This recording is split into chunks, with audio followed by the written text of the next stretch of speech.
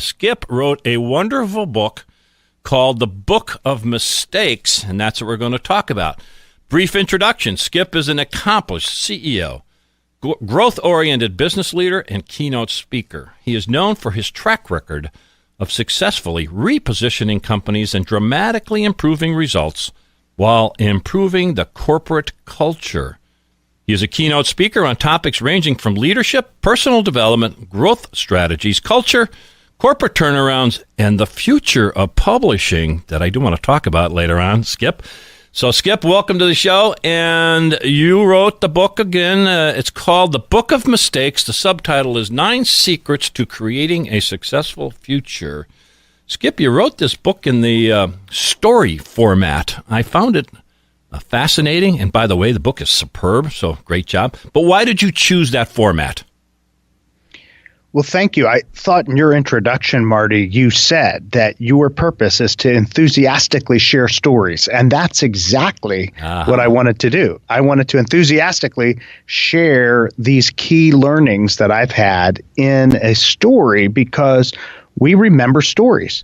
I mean, we have for hundreds of years, thousands of years. And there's a lot of research that backs up the fact that we remember stories more. Stanford marketing professor Jennifer Aker, I love what she said when she said stories you remember 22 times more than just facts. And other people I've interviewed, Paul Zak, he was from the Center for Neuroeconomic Studies, which that title alone makes me impressed. Yeah, me too. To tune in. And he says that when you're telling a story or reading a story, your oxytocin production is higher in the brain. And that is going to increase your ability to persuade, teach, and empathize. And that is one of the reasons why you remember things more. So I wanted people to remember it.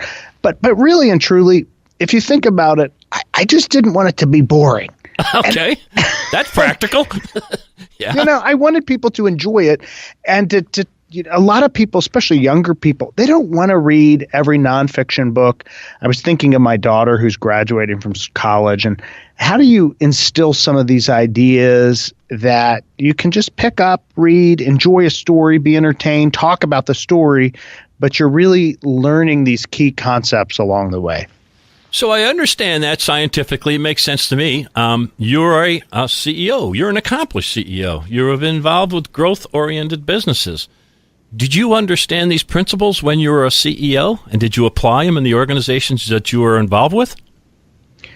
Yes, I'm actively a CEO right now of a large global organization called OCLC, based in Ohio, but throughout the world, empowering libraries. And I learned these principles by interviewing over 1,000 very successful people, all different types of fields. Right. And then looking at the research, and each one of these 9 principles reflects not only what I learned from these interviews, but is backed up by research, and it truly makes a difference both in people's lives and businesses in moving forward. So they all related to that, and I have found it very important. And depending on what year and what I'm doing, I may fall into one of these mistakes, and then I got to catch it and pull back out. All right, so give us an overview of the book. We've said the title, The Book of Mistakes, 9 Secrets to Creating a Successful Future.